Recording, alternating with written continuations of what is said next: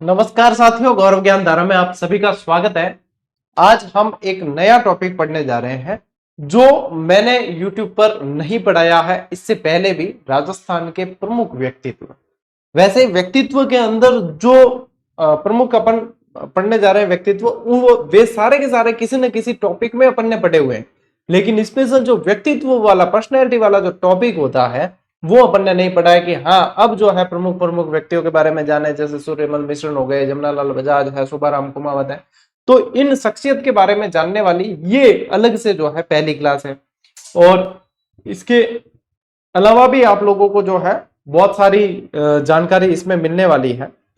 Light थोड़ी सी जो है अप एंड डाउन हो रही है, लेकिन मेरे ख्याल से क्योंकि अब आज हवाएं बहुत चल रही है और इसी कारण अपनी क्लास लेट भी है आज। ठीक है, उम्मीद कर रहा हूं कि सही तरीके से संपन्न हो जाए और आप लोगों तक क्लास पहुंचे। नहीं तो क्या है, हमारा टाबर एड़ा है जो मने कहते गुरु जी थे नियमित रहा करो, जबकि सब ज्यादा नियमित रहना रो मैं कहूँ एड़ी एड़ी चीजा हो जिया करे। चलिए शुरू करते हैं आज के इस टॉपिक को। चलिए देखो, सबसे पहले अपन पढ़ रहे हैं सूर्यमल मिश्रण। तो किसी भी टॉपिक को जोश के साथ शुरू करना चाहिए, और सूर्यमल मिश्रण जो है अपने आप में जो है जोश से संबंधित ही है, क्योंकि ये जो है वीर रसावतार है, ये वीर रस के कवि रहे हैं। और सूर्यमल मिश्रण को राजस्थान का राज्य कवि कहा गया। चतुश्रेणी कर्मचारी में आप लोगों के जहां जहां से जो जो प्रश्न बनेंगे वो सारे के सारे मैं आप लोगों को देने वाला हूं, बशर्ते आप लोगों को नियमित पढ़ना पड़ेगा, आप लोगों को व्यवस्थित तरीके से याद कर लेने हैं।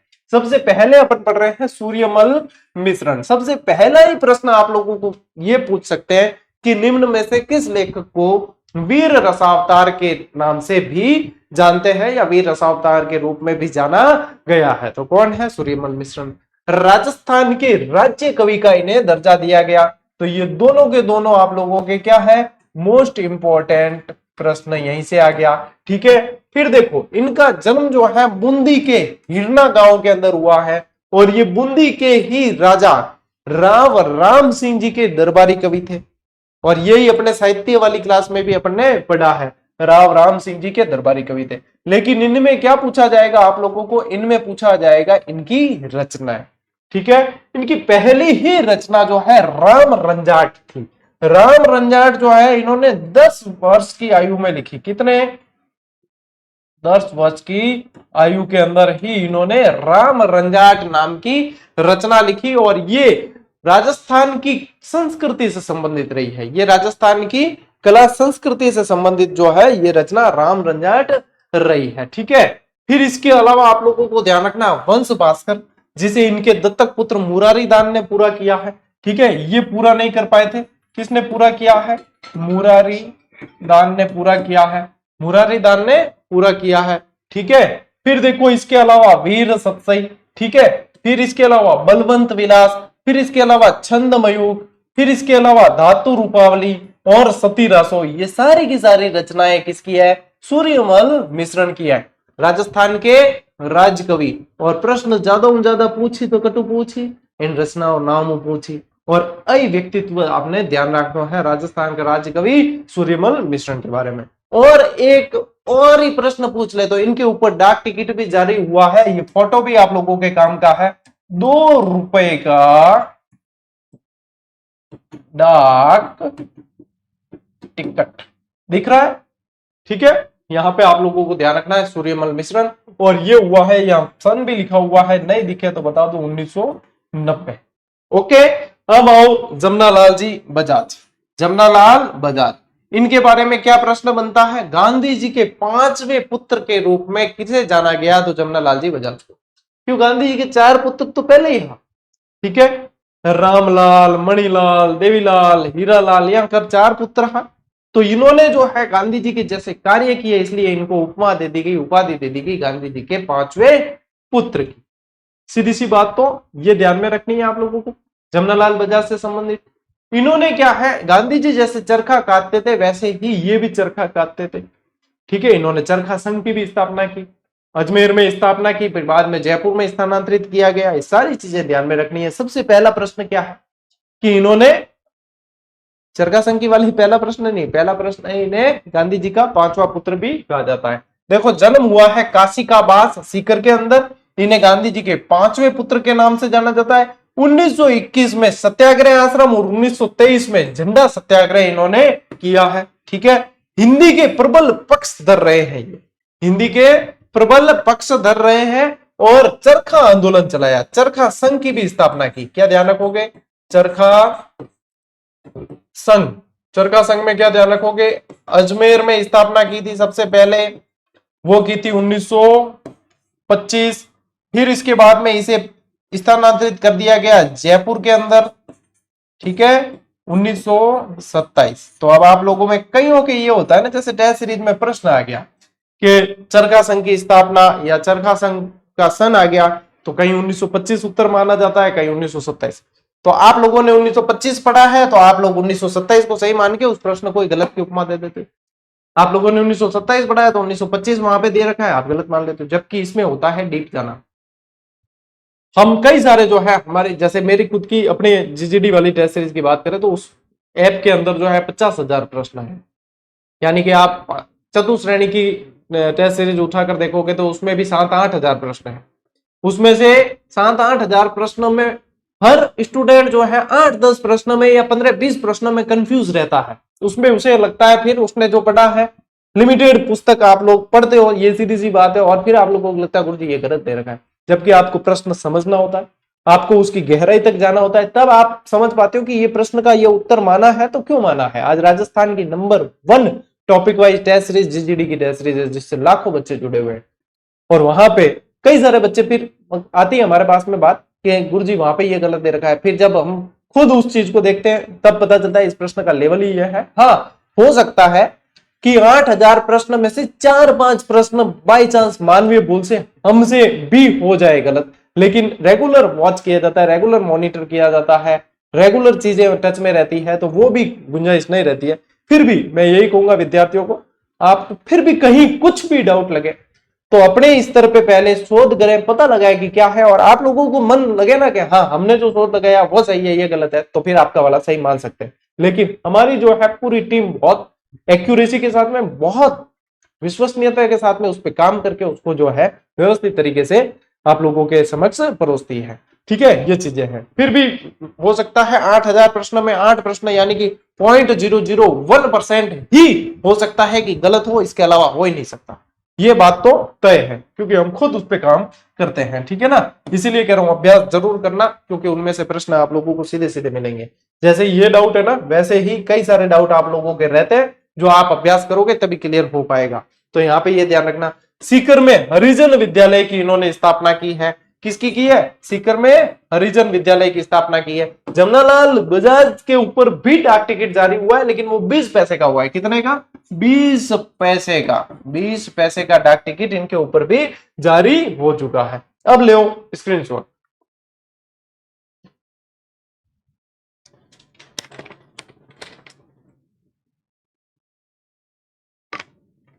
देखो, व्यक्तित्व से संबंधित हमने जीजीडी फैक्ट भी बहुत दी है आप लोगों को, और जो मैंने इस क्लास में भी कुछ शामिल किया, जैसे कि ये देखो कन्हैयालाल सेठिया, कल ही साहित्य की क्लास आई थी उसमें मैं शामिल कर रहा था, फिर मैं का व्यक्तित्व में भी आएगा तो इसमें शामिल कर लिया। और ये राजस्थान की चल रही है भैया टॉप ट्रेंडिंग बुक। ठीक है, टॉप ट्रेंडिंग। ये जो आप जैसे कि ये चैप्टर देख रहे हो, ये आप लोगों को बुक में भी ये कि ये जानकारी मिलेगी, लेकिन जो फैक्ट में है ना, फैक्ट में हमेशा आप लोगों को जानकारी ज्यादा मिलेगी पुस्तक के बनिस्पत। क्यों? क्योंकि फैक्ट अपने आप में परिपूर्ण है और फैक्ट जो है अलग उसकी महिमा है। और ये ऐसा भी नहीं कह सकते आपके गुरुजी फैक्ट में है और वो की वो जानकारी बुक में क्यों? फैक्ट वाली ही बुक में पूरी की पूरी एज इट इज हर चैप्टर में दी जाएगी, बहुत ज्यादा बड़ी हो जाएगी बुक। और फैक्ट के लिए तो आप कह ही नहीं सकते, क्योंकि फैक्ट हमने आप लोगों को निःशुल्क दिया है। क्या गुरुजी ये उसमें है तो उसमें क्यों नहीं? उसमें तो हमारे पैसे लगे किताब में, उसमें आनी चाहिए। तो ये भी भैया फ्री है, ये तो फैक्ट तो बिल्कुल फ्री है आप लोगों को। जीजीडी एजू हब पर जीजीडी फैक्ट्स प्रो दिए जा रहे हैं, उसके अंदर ये है निःशुल्क है, कहीं कोई शुल्क को नहीं है। कन्हैयालाल सेठिया जन्म कब है? देखो 11 सितंबर 1919 सुजानगढ़ चूरू। ध्यान रखना, प्रथम काव्य संग्रह इनका रहा है वनफुल। कितना ही डीप चला जाए ना एग्जामिनर, इससे डीप नहीं जा सकता, इससे अंदर, इसके बाहर से सवाल नहीं पूछेगा। प्रथम काव्य संग्रह वनफुल 1941 में प्रकाशित हुआ। काव्य संग्रह अग्निवीणा 1942 के कारण राजद्रोह का आरोप लगा था इनके ऊपर। क्या लगा था? राजद्रोह का आरोप। 1945 में बीकानेर प्रजा परिषद के मुख्य कार्यकर्ता के रूप में सेठिया जी ने सामंतवाद का विरोध किया और कुण जमीन रो धनी कविता के माध्यम से कृषकों को जागृत किया है। सामंतों का विरोध किया है, कृषकों को जागृत किया है, इसीलिए इनकी पुस्तक की रचना, इनकी जो पुस्तक थी इसका नाम क्या है? जमीन रो धनी कुण है। कुण जमीन रो धनी यानी कि किसान है। कहने का मतलब किसान। राजस्थान निर्माण में आबू को राजस्थान में मिलाने के लिए इन्होंने भी संघर्ष किया। सबसे ज्यादा संघर्ष उसमें किसने किया? गोकुल भाई भट्ट ने किया है। ठीक है। 1976 में लीलटास कृति के लिए केंद्रीय साहित्य अकादमी नई दिल्ली द्वारा इन्हें पुरस्कृत किया गया और इनकी मृत्यु होती है 1 नवंबर 2009 को कलकत्ता में। अब इनको पुरस्कार कौन कौन से मिले देखो। 1988 में निर्ग्रंथ कृति के लिए मूर्ति देवी पुरस्कार, यह प्रश्न बन चुका है। 1987 में शबद कृति के लिए सूर्यमल मिश्रण पुरस्कार, यह भी प्रश्न बना है। सतवादी कृति के लिए टाटिया पुरस्कार, 2004 में पद्मश्री, 2012 में राजस्थान रत्न पुरस्कार। ठीक है। ये सारी चीजें आप लोगों को बहुत अच्छी तरीके से ध्यान में रखनी है।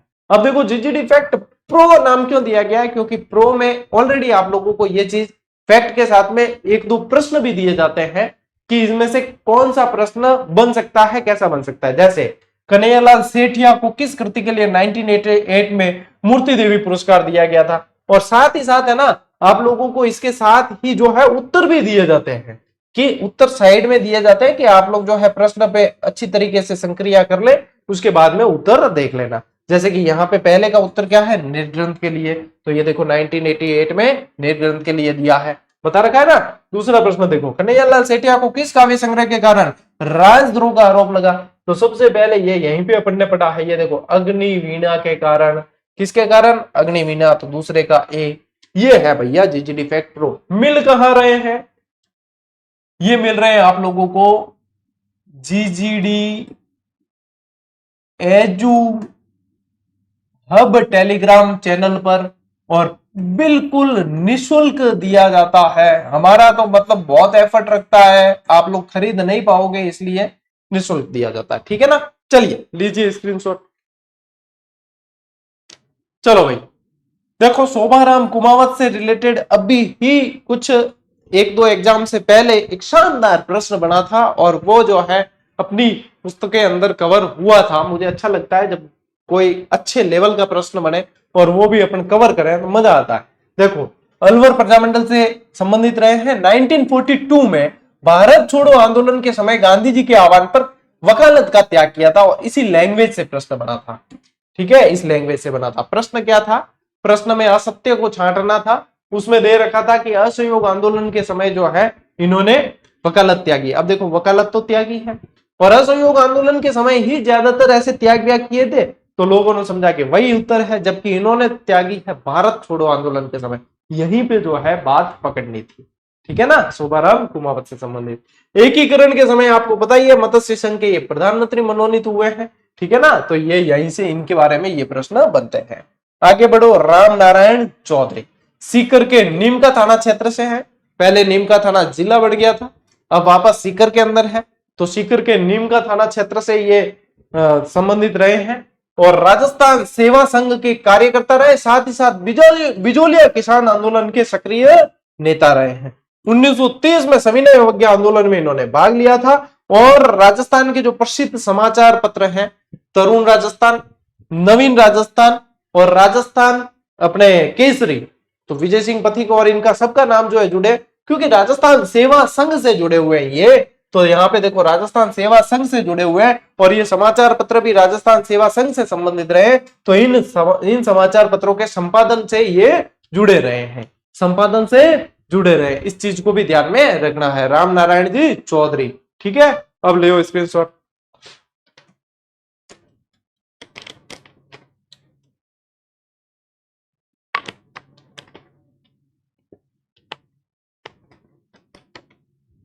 बढ़े आगे। फिर से एक फैक्ट, अर्जुन लाल सेठी एक ऐसा व्यक्तित्व जिन्होंने स्वतंत्रता की क्रांति को जो है बहुत जबरदस्त लेवल पर लेकर चले गए थे। अर्जुनलाल सेठी जो है खुद सरकारी नौकरी का त्याग किया था अंग्रेजों को भगाने के लिए। तो देखो सबसे पहले जन्म 9 सितंबर 1880 जयपुर में। सेठी जी ने 1905 में जैन शिक्षा प्रचारक समिति की स्थापना की। मोस्ट इंपॉर्टेंट प्रश्न। 1907 में जयपुर में जैन वर्धमान विद्यालय की स्थापना की। मोस्ट इंपॉर्टेंट प्रश्न। इस संस्था का मुख्य उद्देश्य क्रांतिकारी युवक तैयार करना था, यानी इन्होंने क्रांति को एक अलग लेवल पर लेकर चले गए थे सेठी जी। ठीक है। 12 दिसंबर 1912 को भारत के गवर्नर जनरल लॉर्ड हार्डिंग्स के जुलूस पर जो बम फेंकने की योजना थी वो अपने अर्जुनलाल सेठी जी ने ही बनाई थी। ठीक है, ये भी ध्यान रखना, हार्डिंग्स बम कांड के नाम से जिसे जाना गया। सेठी जी को गिरफ्तार कर वेल्लूर जेल में डाला गया, जहां उन्होंने 70 दिन तक भूख हड़ताल की थे। और मैं मतलब एक दिन भूखा रह जाओ नहीं व्रत एकाणो करने तो आपने मतलब हालत खराब हो जाए, मुंड उतर जाए। और ये क्रांतिकारी हुए हैं जिन्होंने 70 दिन 100 दिन जो है भूख हड़तालें की है अंग्रेजों को भारत से निकालने के लिए। वेलूर जेल से छूटने के बाद सेठी जी अजमेर आ गए और यहाँ पे अपना नाम बदल कर रहने लगे। और नाम क्या रखा पूछे तो ध्यान रखना, करीम खान नाम रखा था। क्या नाम रखा था? करीम खान। यूनिक प्रश्न है, सबसे यूनिक प्रश्न जो यही देखने को मिलेगा आप लोगों को, बहुत कम सोर्सेज के अंदर ये प्रश्न देखने को मिलेगा। क्या नाम रखा था? करीम खान। काकोरी ट्रेन डकैती में भागे अशफाक उल्लाह और मेरठ षड्यंत्र केस से भागे शौकत अली को इन्होंने शरण दी थी। जयपुर के महाराज सवाई माधो सिंह द्वितीय ने उन्हें राज्य का प्रधानमंत्री बनाने की पेशकश की, किंतु मैंने कहा ना कि इन्होंने जो है सरकारी नौकरी को भी ठुकरा दिया था। लेकिन राष्ट्र प्रेम के कारण उन्हें यह कहते हुए इनकार कर दिया कि अर्जुनलाल सेठी नौकरी करेगा तो अंग्रेजों को भारत से बाहर कौन निकालेगा। ये इन्होंने कहा। मदन पराजय, पार्श्व यज्ञ जैसी पुस्तकें इन्होंने लिखी है। अर्जुनलाल सेठी जो है बहुत खतरनाक क्रांतिकारी थे।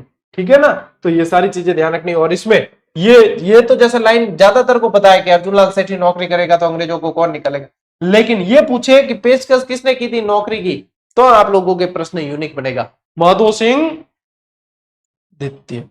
ध्यान रखना, यहां से प्रश्न बहुत तगड़े तगड़े दे रहा हूं मैं आप लोगों को। ठीक है, अब देखो शूद्र मुक्ति, स्त्री मुक्ति, इनके लेखक कौन है, यह प्रश्न बनता है। अर्जुनलाल सेठी। अर्जुनलाल सेठी का जन्म कहां हुआ, तो सबसे पहले दे रखा है आपने, ये रहा। ठीक है, तो यहां पे ए उत्तर है। अब ले बेटा स्क्रीनशॉट।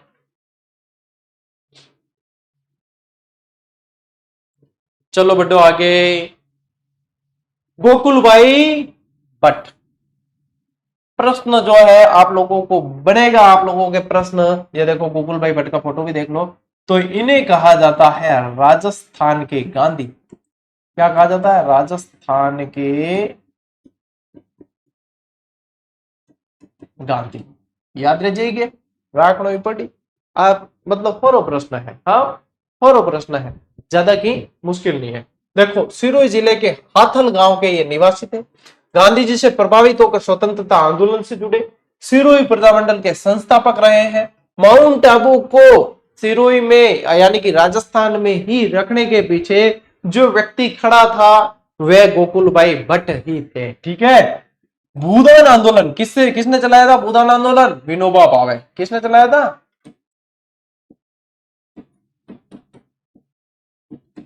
विनोबा भावे। भूदान आंदोलन और सर्वोदय आंदोलन से भी ये जुड़े हैं। 1971 में इन्हें पद्म भूषण से सम्मानित किया गया था। बहुत अच्छे प्रश्न है, याद रखना। अब देखो बलवंत सिंह मेहता मेवाड़ से संबंधित रहे हैं। भारतीय संविधान पर सबसे पहले हस्ताक्षर करने वाले राजस्थान के कौन से व्यक्ति थे पूछे तो आप लोगों के बलवंत सिंह मेहता। बलवंत सिंह मेहता।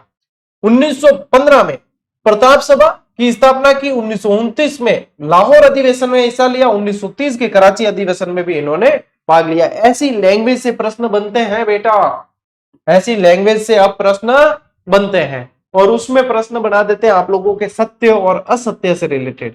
कौन सा कथन सत्य है, असत्य छाटिए, 3-4 प्रश्न देंगे ऐसे ऐसे ही, और उसमें से फिर आता है मजा। क्या वास्तव में तुम पढ़े हो या बस ऐसे ही मटर गश्ती के करके और परीक्षा देने आए हो।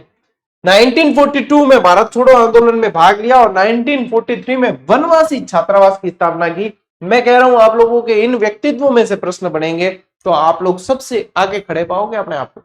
बहुत शानदार क्लास है आप लोगों के, और इसको ये सारी क्लासें जो आ रही है इन्हें मिस नहीं करना है, ठीक है।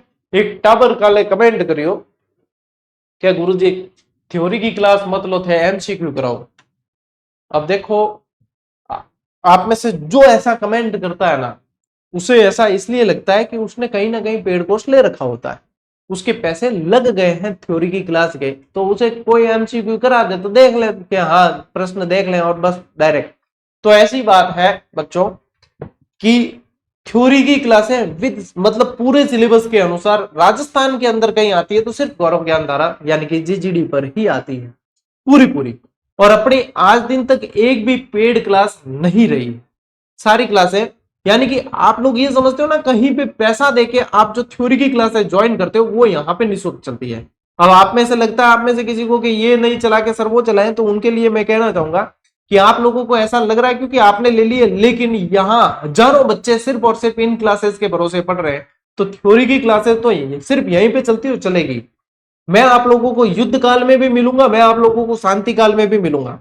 ये शांति काल है, यहां आप देख लेना कोई एमसीक्यू की क्लासें कहीं नहीं चल रही होगी, ना मैराथन चलेगी ना कुछ भी नहीं, लेकिन ये क्लासें आप लोगों को नियमित मिल रही है।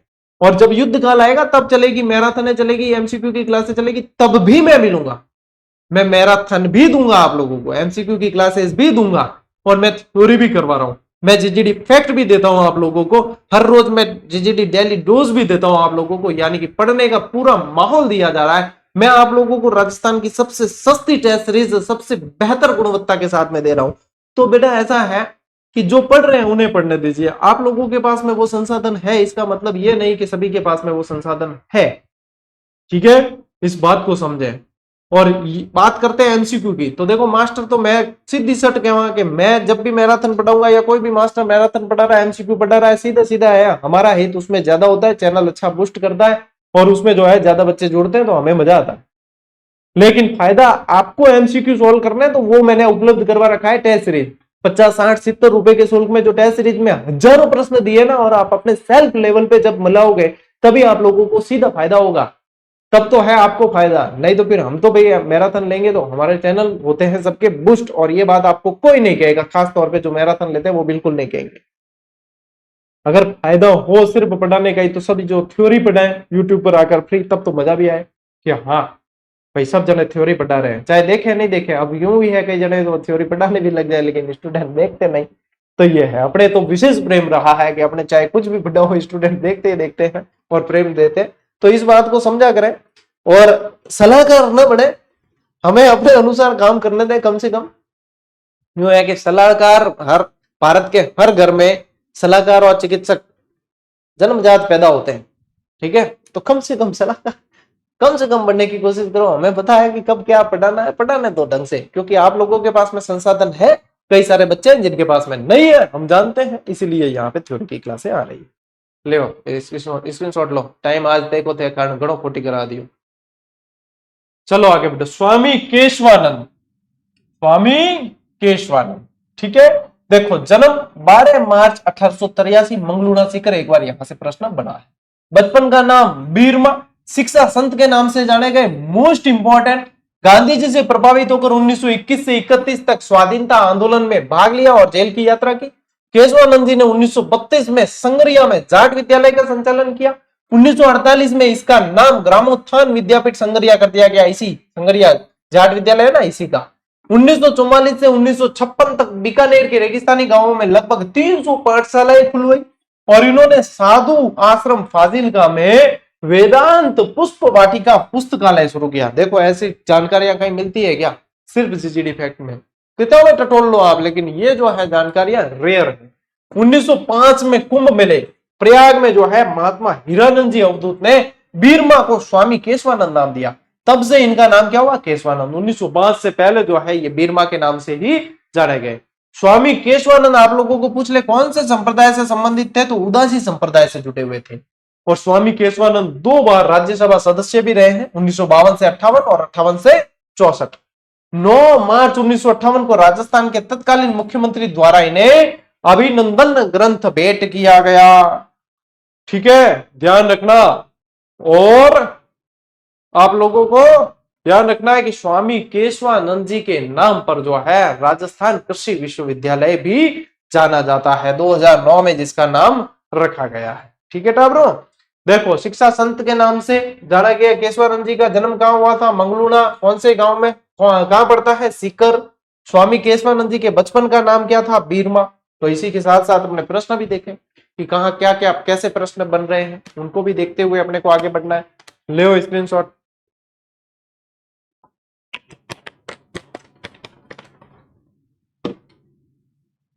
ठीक है टाबरों, बढ़ो आगे। भोगीलाल पंड्या। भोगीलाल पंड्या वागड़ के गांधी के नाम से जाने गए हैं। जन शिक्षा है तो वागड़ वाला क्षेत्र कौन सा आता है? डूंगरपुर बांसवाड़ा, क्योंकि ये सीमलवाड़ा डूंगरपुर से संबंधित रहे, इसलिए वागड़ के गांधी। जन शिक्षा हेतु विशेष प्रयास के 15 वर्ष की आयु में डूंगरपुर में विद्यालय की स्थापना कर ली थी इन्होंने। वागड़ सेवा मंदिर नाम से संस्था की स्थापना की, जिसमें आदिवासी क्षेत्रों में जन जागरूकता फैलाई गई। किसकी बात हो रही है? भोगीलाल पंड्या की। ठीक है, और इन्हीं के साथ में आप लोगों को मणिबहन पंड्या को भी ध्यान में रखना है। मणिबहन पंड्या, इनका भी वागड़ में विशेष योगदान रहा है, मणिबहन पंड्या का भी। मोतीलाल तेजावत आदिवासियों के मसीहा के नाम से जाने गए, आदिवासियों के उद्धारक रहे। इनका जन्म झाडुल के निकट कोलियारी गांव में हुआ है। ये कोलियारी गांव वही है जहां पे महाराणा प्रताप के घायल सैनिकों का इलाज करवाया था। हल्दी घाटी युद्ध में जो घायल हो गए थे सैनिक, उनका इलाज जो है इसी कोलियारी गांव में किया गया था। आदिवासी शिक्षा के लिए विशेष प्रयास इन्होंने किए और आदिवासियों में जागरूकता के लिए एक ही आंदोलन चलाया है। अपने किसान आंदोलन, जनजाति आंदोलन, ये सारी चीजें पढ़ी है। और जनजाति आंदोलन में अपन ने एक ही आंदोलन भी पढ़ा है। ठीक है, किसान आंदोलन, जनजाति आंदोलन, उसमें अपन ने एक ही आंदोलन पढ़ा है। ठीक है, अब ले स्क्रीनशॉट। अब लो स्क्रीनशॉट। ठीक है टाबलो, ले लो स्क्रीनशॉट। इसी के साथ ही ये क्लास आप लोगों के पूरी होती है। और फिर से कहूंगा कि प्रैक्टिस मेक्स मैन परफेक्ट। आप लोगों की गलतियां ये होती है कि आप थ्योरी बहुत ज्यादा पढ़ते हैं लेकिन आप लोग अभ्यास नहीं करते हैं। आप लोग मध्य प्रदेश, अपने बिहार, यूपी, इस जगह जाकर देखेंगे अगर, तो वो बैंकिंग का, एसएससी का वगैरह कंपटीशन वहां पे जो फाइट करते हैं, उनकी सबसे बेस्ट स्ट्रेटेजी ये होती है कि वो एमसीक्यू पे बहुत ज्यादा अभ्यास करते हैं। यानी कि रणभूमि में क्या होने वाला है उसका अभ्यास आप पहले ही कर लोगे तो फिर आप लोगों को किसी तरह की कोई चिंता नहीं सताएगी। आप लोगों को पहले से पता होता है कि कौन से सवाल बनने वाले हैं, क्योंकि आखिर में सवाल है कितने, जितने हैं सब पर प्रैक्टिस कर ली जाए तो घूम फिर के वही आने हैं। और जो प्रैक्टिस नहीं करते हैं वही सबसे बड़ी गलती करते हैं। इसलिए ज्यादा से ज्यादा प्रैक्टिस करें। ये प्रैक्टिस सेट्स इसलिए उपलब्ध करवाएं इस शुल्क में कि आप सभी जो है इस पे अभ्यास करें और आगे बढ़े। चलिए साथियों, मिलते हैं अपन अगली क्लास में, अगले सेशन में। तब तक के लिए राम राम, जय हिंद।